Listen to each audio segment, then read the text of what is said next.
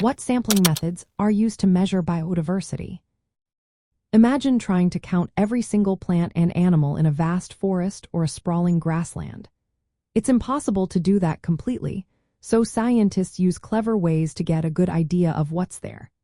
These methods are called sampling techniques, and they help ecologists understand how many different species live in an area and how many individuals of each species are present.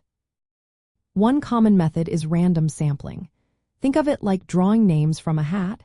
Researchers pick spots randomly across the habitat to avoid bias. They might use a grid and random number generators to choose locations. This method works best in habitats that look pretty similar everywhere. It helps ensure the data isn't skewed by the researcher's preferences. Another approach is systematic sampling. Picture walking along a straight line and taking samples at regular intervals, like every 10 meters. This method is good for studying changes across an environment, such as from a shoreline to inland areas. It gives even coverage but can be tricky if natural patterns in the habitat match the sampling interval. Then there is stratified sampling. Imagine dividing a habitat into different zones based on what they look like areas with different types of plants. Researchers then take samples from each zone proportionally. So if most of the area is covered with bushes, more samples are taken there. This way, all parts of the habitat are fairly represented.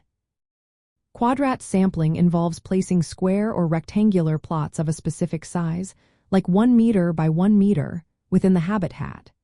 Inside these plots, scientists count and identify all the species they find. This method is especially useful for plants and slow-moving animals. By sampling many quadrats, scientists can estimate the overall diversity of the area. Transect sampling is like laying down a line across the habitat and recording what touches or crosses it. There are different types, such as line transects, where species touching the line are noted, or belt transects, which include a strip of land along the line. This method helps see how species change across different parts of the environment. For animals that move around a lot, traps are often used.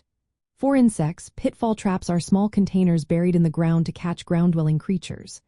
Birds and bats might be caught using mist nets, which are fine nets set up in flight paths. Flying insects can be sampled with malaise traps, which are tent-like structures that funnel insects into a container. Camera traps are also popular for larger animals, capturing images when animals pass by. All these methods help scientists gather important data about biodiversity. They can use this information to monitor how ecosystems change over time, see if conservation efforts are working, or decide where to focus protection efforts.